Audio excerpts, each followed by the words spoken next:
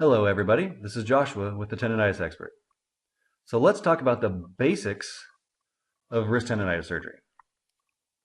And let's start with the two scenarios in which you would get wrist tendonitis surgery. The first is if you have damage on tendon. And the second is that maybe you have damage on a tendon.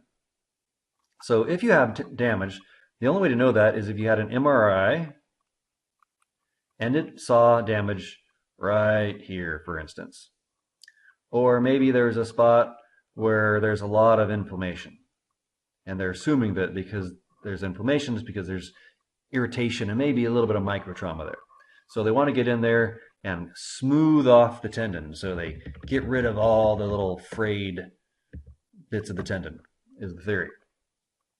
The other scenario is that maybe there's damage. So they don't see anything on an MRI, but you have pain, maybe you have tightness through here and pain in the wrist area and maybe some pain here and maybe some clicking in the wrist or some clicking in the knuckles.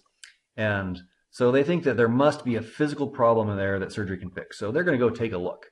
And if they find something in there, well, they'll take care of it while they're doing the exploratory surgery.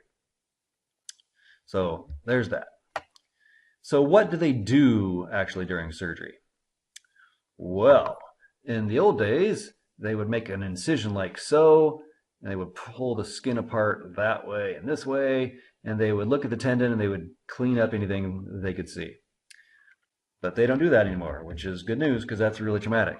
Nowadays, they can do arthroscopic surgery, essentially. So while these aren't in the right spots necessarily, they cut a hole right there, they cut a hole there, and they stick a couple long metal instruments in here, one with a camera, one with a cutter, and then they visualize. So they stick the metal tool in there through your connective tissue, and they look to see what's happening on this tendon, and they look to see what's happening on that tendon, and they just look around to see whatever they can see.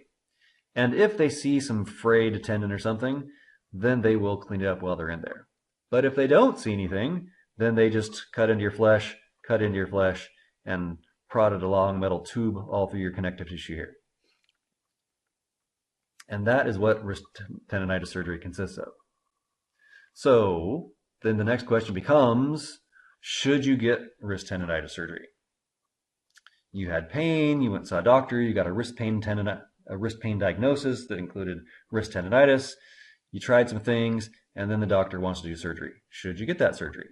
That is an important question. So let's look at that.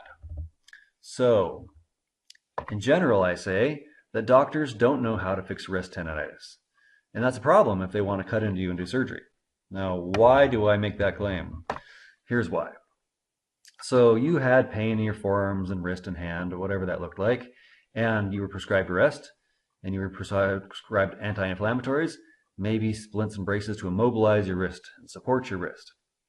And when that didn't work, they did a corticosteroid injection or 2 or 3 over time when that didn't work for very long at best.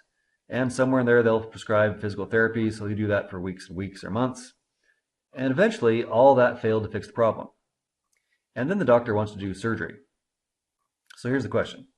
If the doctor prescribed rest and that didn't work, and anti-inflammatories and that didn't work, and corticosteroid shots and that didn't work, and splints and braces and that didn't work, and physical therapy and that didn't work, that makes him 1, 2, 3, 4, 5, 0 for 5.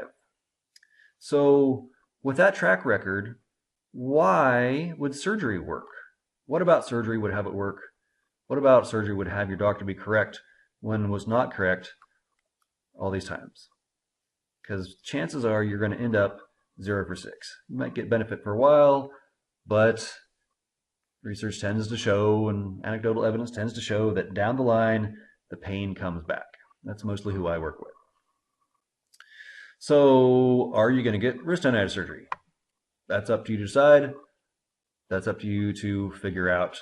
And these are some basics for what to think about that. If you'd like to find out more about wrist tendonitis surgery, visit my website, tendonitisexpert.com, and find the appropriate page.